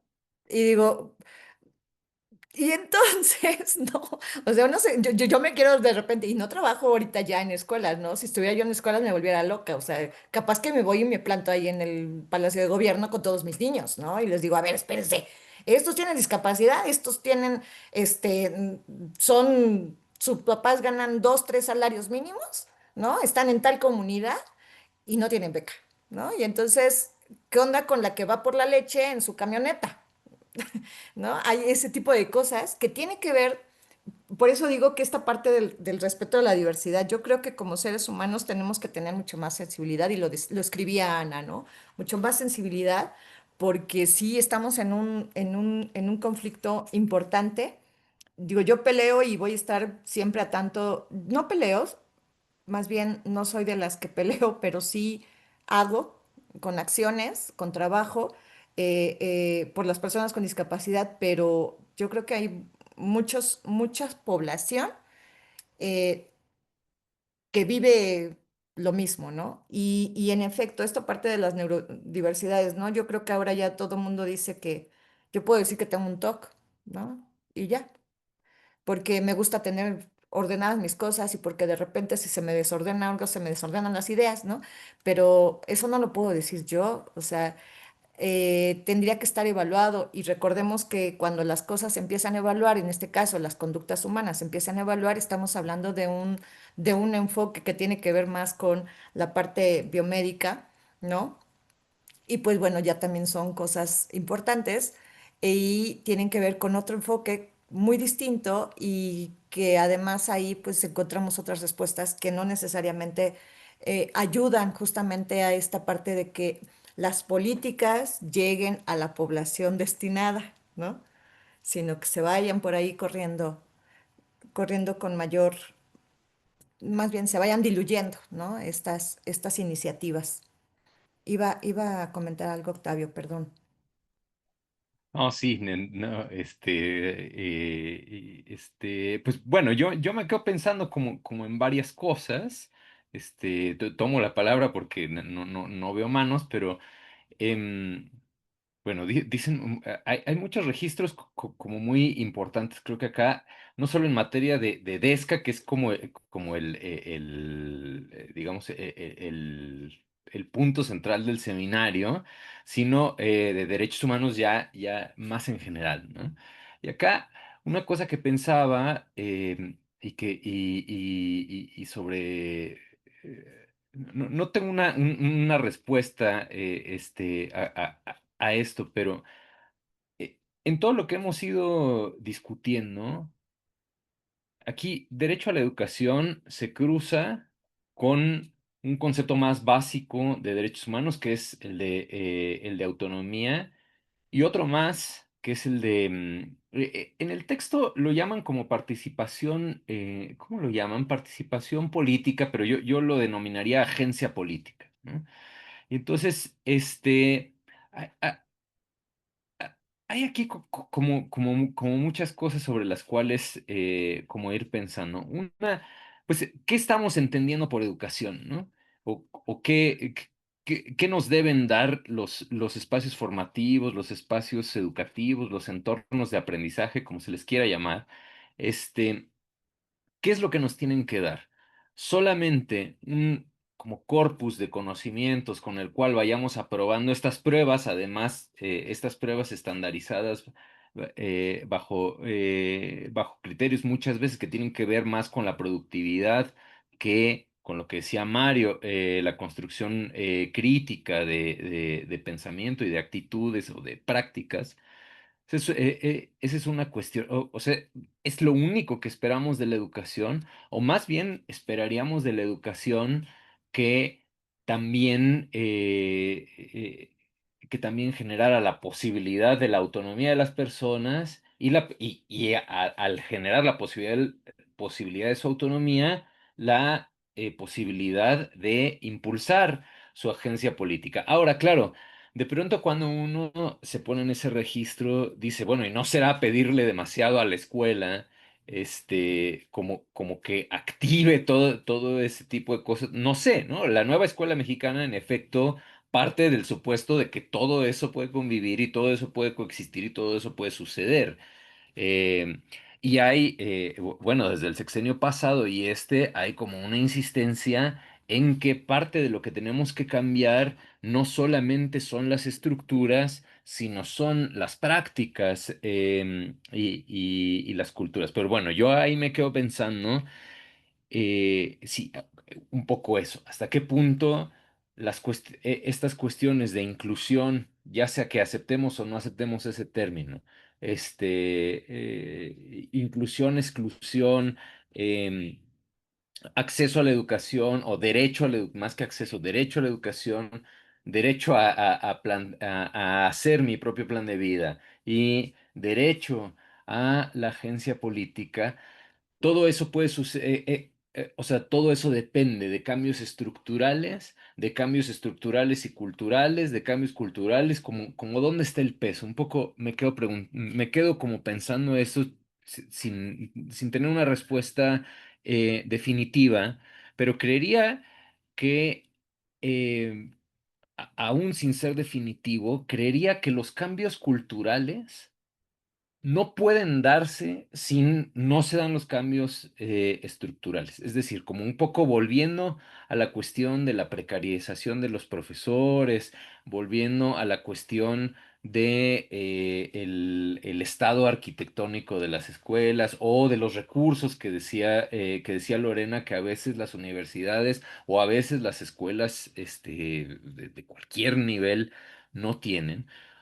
O sea, sin que eso se cambie, cuesta un poco de trabajo pensar cómo va a cambiarse culturalmente, o sea, cómo puede cambiar culturalmente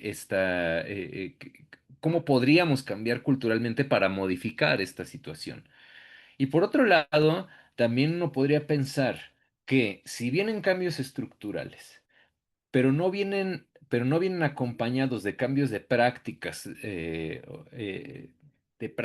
actitudes, etcétera. ¿Cómo vamos a hacer permanecer esos cambios estructurales a través del tiempo? Porque, vamos, ahora Lorena decía esto de como la insistencia en la nueva escuela mexicana de la inclusión, ¿no? Y que por el momento lo que observamos pues son cosas no necesariamente positivas, o bueno, era lo que decía Lorena, ¿no? Pues de personas que a lo mejor están en el aula, pero pues, o sea, solo porque tienen que estar en el aula, pero no parece que esa aula o ese espacio esté generando todo lo demás, autonomía o agencia política. Ahora, supongamos que sí estuviera pasando. O sea, supongamos que sí, que esta como política de apertura total de la escuela, que decías, Lorena, también hace rato, de las personas emigrantes o las personas en retorno, todo eso lo estamos viviendo, que quienes estamos observando las escuelas públicas lo estamos viendo y lo estamos viviendo todo el tiempo. Hay una política de apertura total.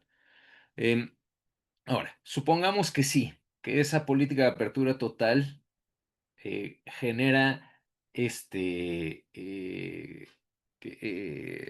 mayores posibilidades del ejercicio de la autonomía y de la agencia política. Ahora, la cosa es que ahí podríamos hablar de un cambio estructural, pero si nosotros queremos que ese cambio estructural permanezca en el tiempo, pues necesitaríamos, por supuesto, cambios culturales profundos también. No, eh, yo siempre cito este libro, esta frase del libro de Jering, La lucha por el derecho, que dice, todo derecho ha sido conseguido por la lucha y solo en la permanencia, o sea, solo si la lucha permanece, ese derecho permanecerá también. Entonces, bueno, un poco, o sea, como para pensar, ¿dónde está el peso? En la cultura, en las estructuras, en ambas, hay que equilibrar lo que hay que hacer. Y otra cosa que veo sobre la que estamos navegando, ¿no? Además de las estructuras, es como la diferencia entre, pues que bueno, siempre nos enfrentamos a eso en el terreno de los derechos humanos, como las tensiones y diferencias entre moral y política, ¿no? Ahora, ahí vamos, en el terreno de lo político, por lo que hemos estado trabajando, hablando en esta sesión, pareciera que es innegable que hay una necesidad de transformar políticamente la escuela, ¿no? O políticamente las aulas y, y buscar la forma de que más personas puedan acceder al derecho a la educación o ejercer, más que acceder, ejercer su derecho a la educación. Eso pasa por lo político. Pero por otro lado, hemos estado reiterando, tanto Ana, Mario, Lorena y en algún sentido yo también, que el, que hay como una responsabilidad, lo has dicho tú, Lorena, o sea, en forma de pregunta, ¿hemos estado perdiendo como el respeto hacia el otro? ¿Dónde está el otro? ¿Dónde está la otredad? Que es como un tema ético como de larga data, ¿no? La otredad, el otro.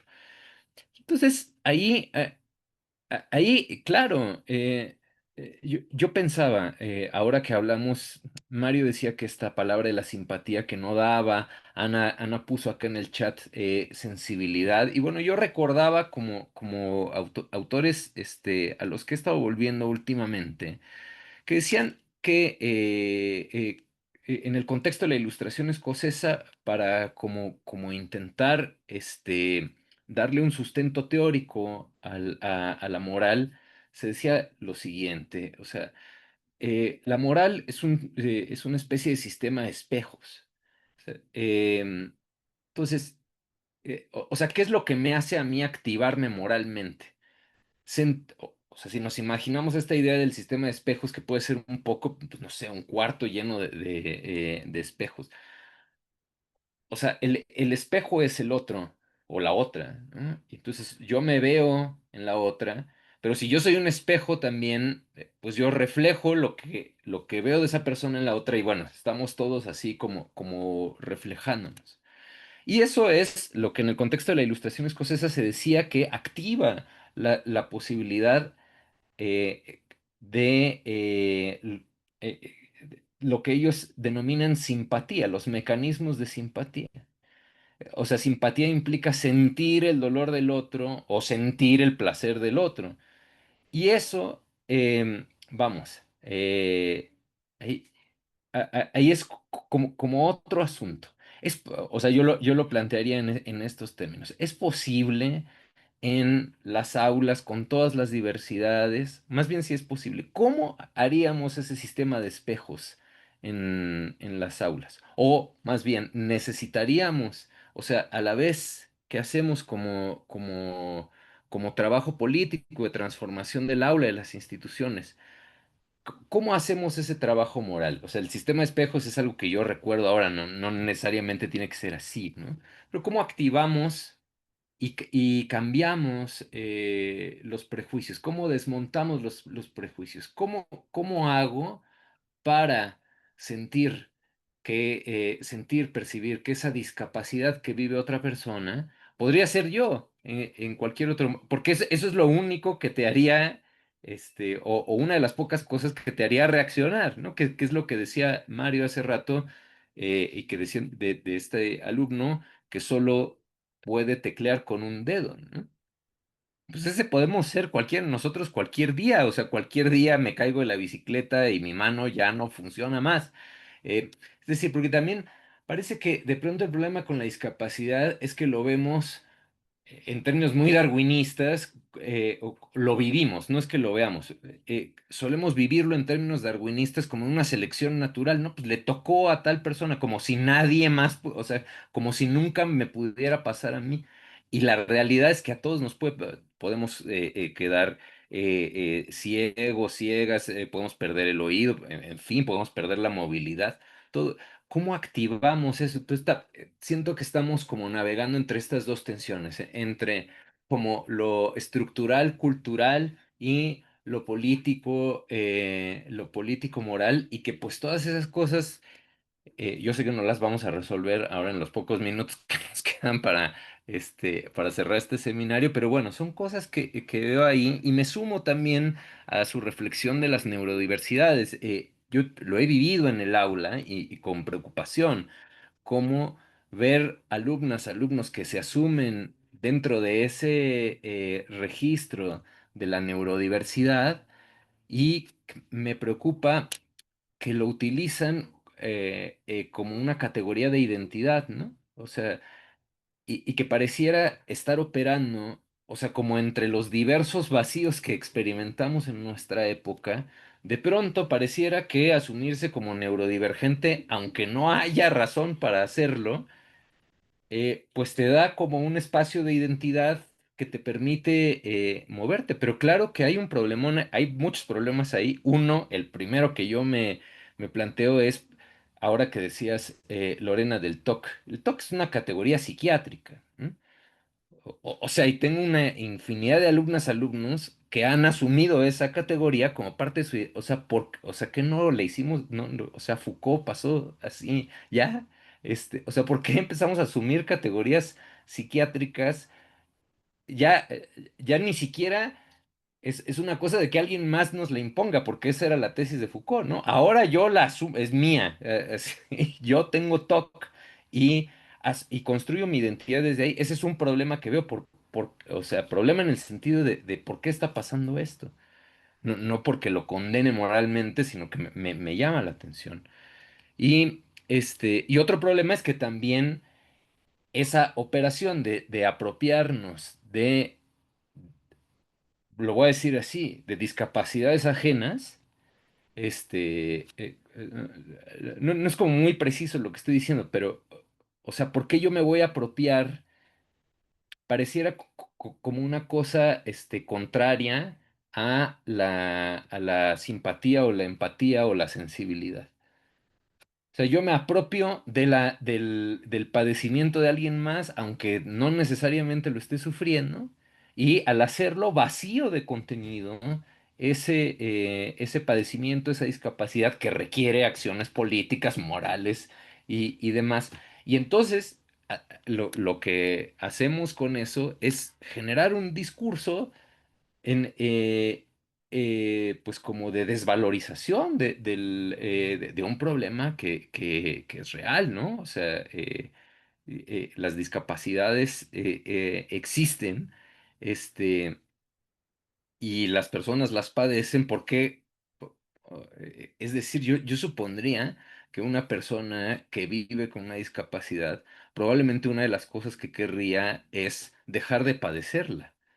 ¿Por qué, a- en lugar de buscar medios políticos, culturales, morales para disminuir ese padecimiento, suponemos que es como mejor, no, pues entonces ahora yo asumo una discapacidad que no era mía. Bueno, ya, hasta ahí. No sé, Lorena, Mario, Ana, si alguien más quiera comentar algo. Sí, yo les quiero nada más compartir unos datos.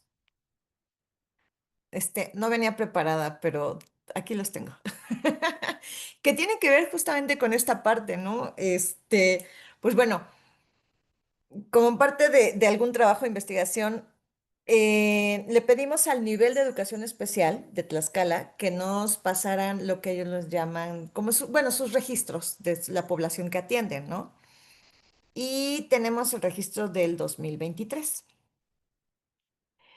en el que algo bien importante, bueno, se los voy a compartir para que lo puedan ver, se los platico y se los voy a compartir para que los puedan ver. En este registro lo que hicimos, ay, ¿dónde estoy? Fue identificar la población y las características de la población que atienden. Bueno, pues como ustedes pueden darse cuenta, la población que atiende educación especial, que aclaro, educación especial al menos en Tlaxcala no tiene la cobertura del 100%. Ay, ya se pasó. Ahí está. No tiene la cobertura del 100% de las escuelas. Entonces, solo es la población que atiende educación especial. ¿Sí? Para ello, parto de un dato del INEGI que nos dice que solo las personas, los jóvenes con discapacidad mayores de 15 años, solo el 15%, el 15,5 asiste a la escuela, los demás no. Bueno, de la población que atiende educación especial, solo el 24% presenta discapacidad. Ojo, cuando es el nivel que debe atender a la población con discapacidad. ¿Dónde se va la población? ¿Dónde tiene la mayor demanda? Este 76% lo representan población con problemas de lenguaje. Y ojo aquí, y yo ahí me asumo y yo ahí me dirían, lo voy a decir en términos coloquiales, como lo diría mi papá, ahí escupo para arriba, ¿no? Porque soy formadora de educadores especiales y soy educador especial, pero es que el 76% de nuestra población son problemas de lenguaje desde inicial, más bien desde preescolar. Cuando el desarrollo nos dice que el lenguaje se puede desarrollar hasta los 7 años, o sea, hasta primaria, que tiene que haber niños con problemas de lenguaje en preescolar, por Dios, no. Cuando además entrevistas a las mamás y las mamás tampoco pronuncian la R, por ejemplo, ¿no? Entonces dices, es problema del niño o de la mamá, pero bueno, también tienen aquí los problemas que los catalogan como problemas de conducta, como problemas de aprendizaje, aptitudes sobresalientes y entre otros. Y entre esos otros, yo esperaría que nunca jamás pongan la categoría de neurodivergente.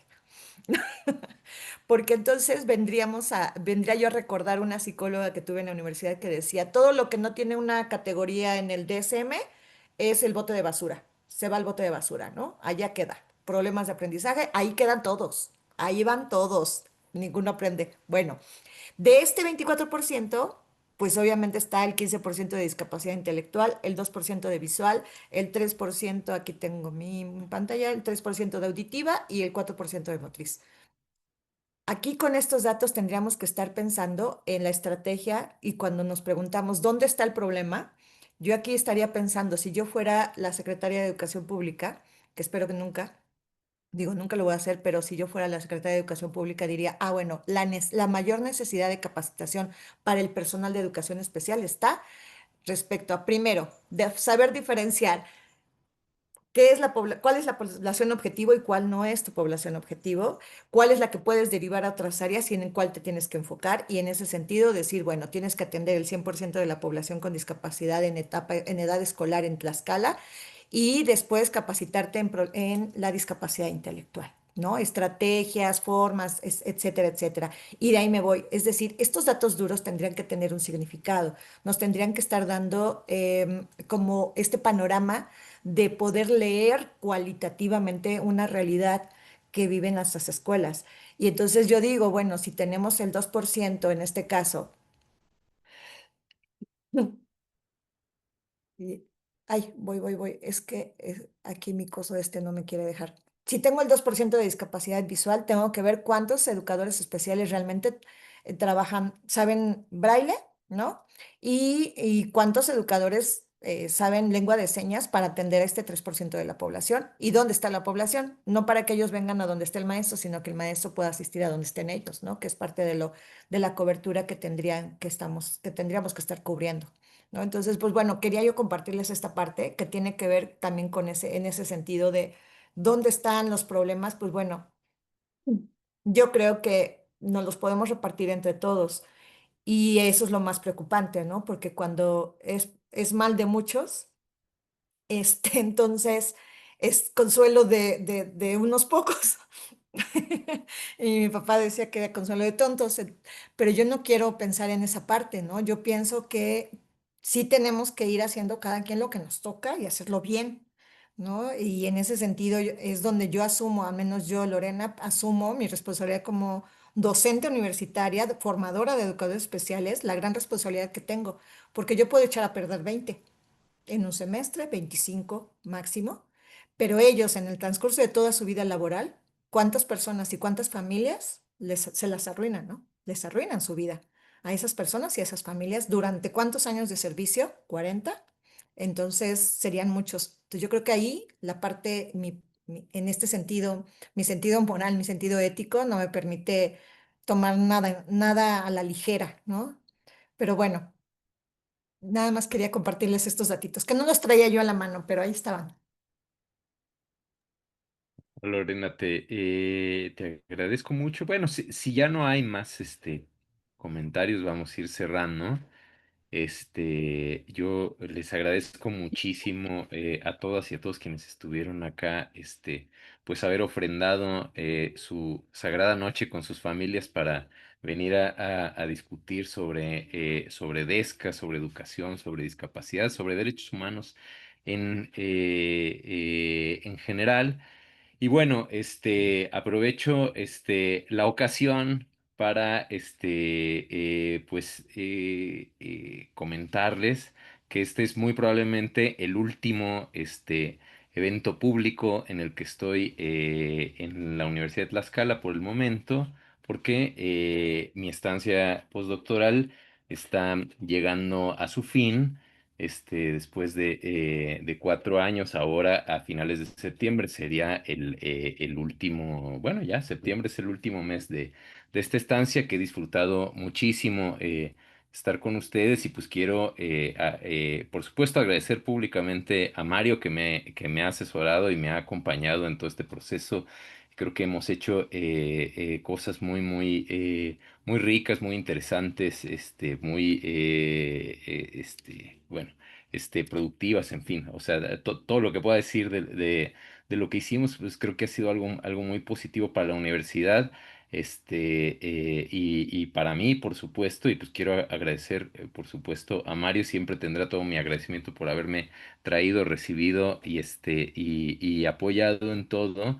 Y a Lorena, a mis colegas, por supuesto, pues que también me recibieron y tuvieron a bien como participar en estos espacios que fuimos diseñando Mario y yo, un poco primero con traspiés, sin saber muy bien cómo hacerlo, cómo generar los espacios y después fueron como fluyendo de forma más,